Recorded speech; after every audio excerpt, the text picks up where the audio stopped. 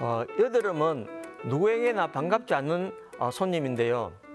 청춘의 그 상징이라고 불리는 이러한 여드름은 주로 사춘기에 생기지만 요즘은 성인 여드름의 비율이 점점 높아지고 있습니다.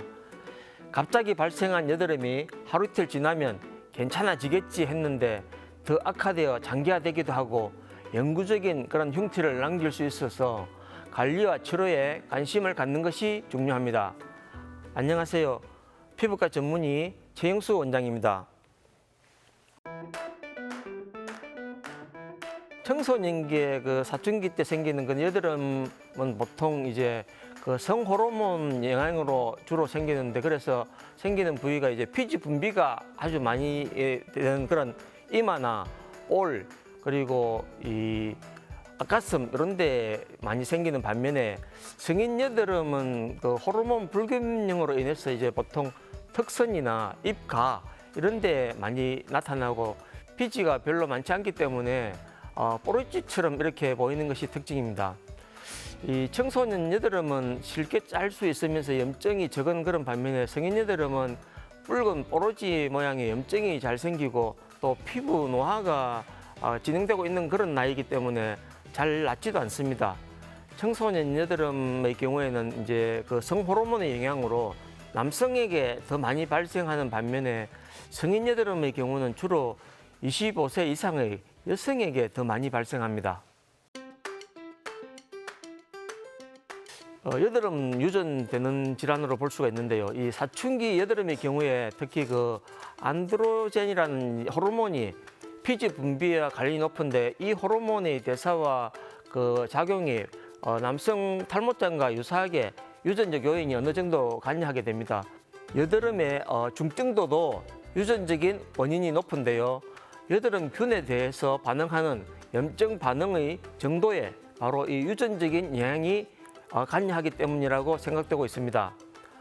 유전적 요인 이외에 이제 스트레스나 환경적 요인도 많이 관여하기 때문에 모든 여드름이 100% 유전이다, 원인이다 이렇게 말할 수는 없습니다. 네, 여드름이 사실 그렇게 심하지 않는 경우에 자연적으로 없어지는 경우가 많은데요. 하지만 이제 없어지지 않고 조금 진행된 이런 경우 같으면은 보통 이제 한 환자에서 면포나 구진 또 농포, 결절 이렇게 생기는 그런 경우가 많습니다. 사실 그 뜬 것은 짜고 어떤 것은 짜지 않아야 된다 이렇게 알기가 참 일반인들 알기는 어려운데요. 결론부터 말하자면은 기본적으로 여드름은 본인이 스스로 짜면 안 되는 그런 피부병으로 생각하시면 되겠습니다. 흑토나 백토 같은 그런 면포는 짜주는 것이 필요합니다. 그런데 이제 구진과 같은 병변은 절대 짜서는 안 됩니다. 또 골문 여드름의 경우에는 일단 그 염증을 깔아앉힌 다음에 짜줘야 됩니다. 흉터가 남을 위험이 있기 때문에 본인이 짜지 말고 반드시 피부과에서 짜도록 하는 것이 좋겠습니다. 네, 여드름이 피지 분비의 가다와 표피로의 배출이 원활치 않기 때문에 발생하기 때문에, 사실 그 지성 피부에서 기름 종이를 사용하는 것은 어느 정도 도움이 될 수 있는 방법입니다. 하지만 기름 종이를 사용하는 것은 단기적인 그런 해결책이고 여드름의 원인을 근본 이제 해결하지는 못하는 그런 방법입니다. 여드름은 피지의 가동 분비와 또 그 피지선의 염증으로 인해 발생하기 때문에 여드름의 심한 경우에는 피부과 전문의의 도움을 받는 것이 좋습니다. 지성 피부 혹은 건성 피부 그리고 민감성 피부 등에 각각 그 적합한 화장품의 사용이 필요합니다. 앞서 말씀드린 그 기름 종이의 사용과 같은 맥락인데요. 이미 여드름이 심한 경우에는 보다 적극적인 치료가 필요하므로 피부과 전문의의 도움을 받는 것이 좋습니다. 화장품은 역시 여드름이 좋아지거나 심하지 않은 그런 경우에 보조적인 사용으로 받아들이시면 좋겠습니다. 여드름 치료의 그 원칙과 목적은 기존의 여드름 병변을 제거하고 새로운 여드름이 발생하는 것을 예방하는 것입니다. 여드름 치료 전에는 전문의와의 상담을 통해서 본인에게 맞는 치료 방법의 선택에 대해서 충분히 상담하는 것이 중요합니다. 여드름 치료는 약을 먹고 바르는 그런 내과적인 방법과 여드름 관련 그 시술로 나눌 수 있는데요. 국소도포 여드름 연고나 항생제 연고를 사용하게 되고 테트라사이클린 계열의 그런 항생제나 또 피지 조절제를 복용하게 됩니다.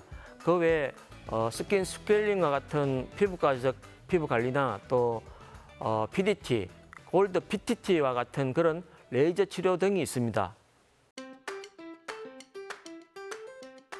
스킨 스케일링이나 압출 또는 그 레이저 치료 등을 시행한 직후라면은 이렇게 자극받은 피부를 진정시키고 또 재생시키는 그런 처치를 하게 됩니다. 추가적인 피부 자극을 피하고 과도한 땀 분비나 자외선 노출을 피하는 것이 좋습니다. 장기적으로는 스트레스를 풀면서 충분한 수면을 취하는 것이 필요합니다. 적절한 화장품을 사용하되 가급적 화장품이 피부에 닿아 있는 시간을 줄이고 또 화장품을 깨끗하게 지우는 것이 좋습니다. 턱을 개고 있는다든지 또 엎드려서 자는 것 등 피부에 압박을 가하는 것을 피하는 것이 좋고요. 또 이마에 있는 여드름을 부끄럽다고 자꾸 머리카락으로 가리는 이런 행동을 피하는 것이 좋습니다. 스트레스나 가로, 흡연 및 음주를 피하는 것이 좋으며 너무 강하고 잦은 세안을 피하는 것이 좋습니다. 단 이제 자주 이렇게 씻는 것보다는 한 번을 씻더라도 이중 세안으로 깨끗하게 씻는 것이 좋습니다. 또 함부로 손을 이용해 자꾸 만진다든지 짜는 것은 염증을 유발하며 흉터를 남기게 되므로 피해야 합니다.